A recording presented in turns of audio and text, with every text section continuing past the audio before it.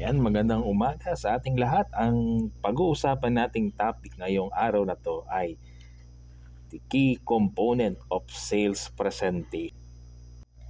Number 5, addressing objection. Anticipating and addressing potential objection or concerns the audience may have helped build trust and credibility. Ang pagtugon sa mga pagtutol, ang pag-aasam at pagtugon sa posible mga pagtutol o mga alalahanin ay maaring mayroon ang mga nanonood o ang customer ay makakatulong sa pagpapatatag ng tiwala at kredibilidad. The salesperson should be prepared to respond to the question and overcome objection effectively. Dapat handa ang nagbebenta na tumugon sa mga tanong upang mabigyan lunas ang mga pagtutol ng epektibo. Anticipating and addressing objection effectively is crucial for overcoming resistance and building credibility with the audience. Ang pag-anticipate at pag-asa o mapangunahan at matugunan ang mga pagtutol ng epektibo ay mahalaga para sa paglampas sa paglaban at magpatatag ng pagtataguyod ng kredibilidad sa mga manonood, kliyente, customer o mamimili. Sales professionals should approach objection as opportunities to clarify misunderstanding, provide additional information, or offer alternative perspectives. Dapat na tingnan at pahalagahan ng mga profesional na tagapagbenta, tendera o tendero ang mga pagtutol ng mga kliyente at customer bilang isang mahalagang bagay at bilang pagkakataon upang linawin ang mga pagkakamali, magbigay ng karagdagang impormasyon o mag-alok ng iba't ibang magagandang perspektibo.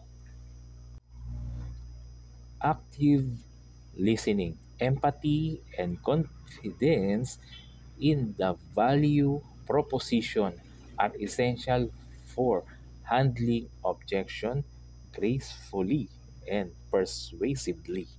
Ang aktibong pakikinig, pakikisama, pakikiramay at tiwala sa panukalang halaga ay mahalagang paraan sa pagtugon sa mga pagtutol ng magalang at nakakakumpinsing pamamaraan. Number 6, call to action. A clear call to action prompt the audience to take the next step, whether it's making a purchase, scheduling a follow-up meeting, or requesting more information. Ang panawagan o tawag upang kumilos o maksyon ay isang malinaw na panawagan upang tumugon at mag-udyok sa audience, kliyente, customer na paghandaan ang susunod na hakbang. Maging ito man ang pagbili, pagtatakda ng susunod na pagpupulong o paghingi ng mga karagdagang impormasyon.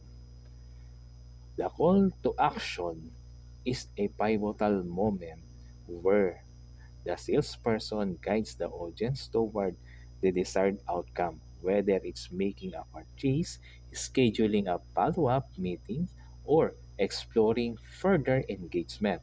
Ang panawagan sa aksyon o pagkilos ang mahalagang sandali kung saan iniuugnay ng nagbebenta ang audience tungo sa hinahangad na resulta, maging ito man ay pagpili, pagtatakda ng susunod na pagpupulong o pagtuklas pa ng mas malalim na pakikipag-ugnayan.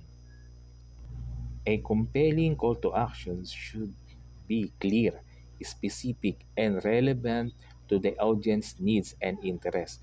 Ang isang nakakaenganyong panawagan upang kumilos ay dapat na malinaw, partikular, at kaugnay sa mga pangangailangan at interes ng audience o mamimili.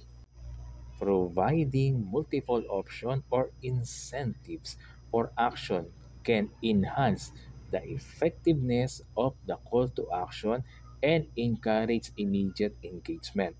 Ang pagbibigay ng maraming pagpipilian o insentibo para umaksyon ay maaaring magpabuti sa bisa ng call to action o panawagan upang kumilos at mag-udyok ng agarang pakikilahok na inaasahang progresibong kasunduan.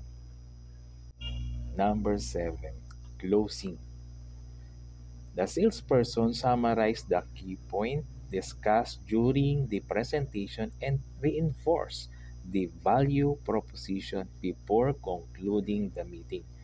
Pagtatapos o pagsasara ng usapan o transaksyon, ang nagbebenta ay naglalahad ng mga pangunahing punto na tinatalakay sa panahon ng sales presentation at pinapalakas ang mga panukalang halaga bago magtapos ang pagpupulong o sales presentation.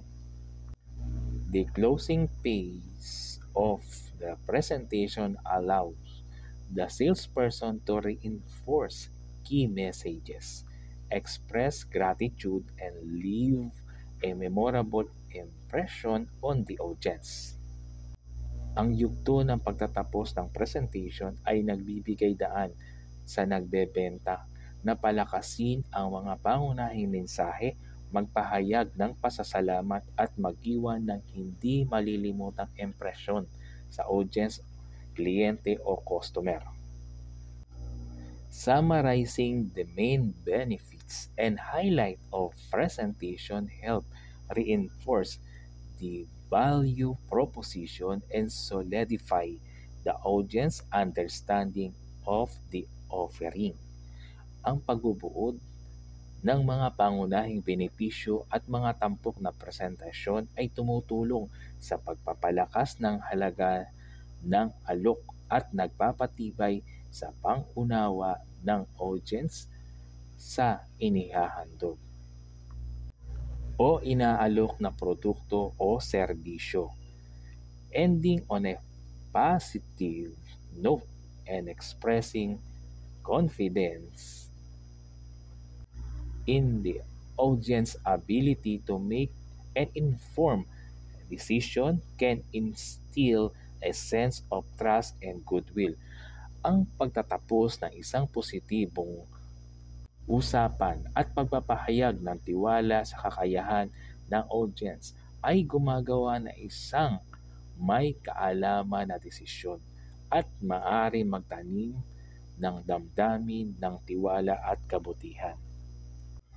By paying careful attention to each of these components and tailoring the presentation to the needs and preference of the audience, sales professionals can create a compelling and persuasive sales presentation that drives results and fosters meaningful relationship with potential customer.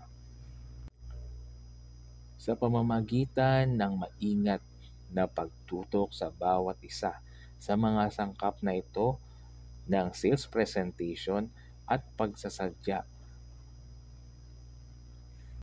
ng presentation sa mga pangangailangan at mga kagustuhan ng mamimili, ang mga profesional sa pagbebenta ay maaaring lumikha ng isang nakakaengganyo at nakakakumbinsing mga presentation sa pagbebenta na nagdudulot ng magandang resulta at nagpapalago ng makabuluhang ugnayan sa mga potensyal na customer.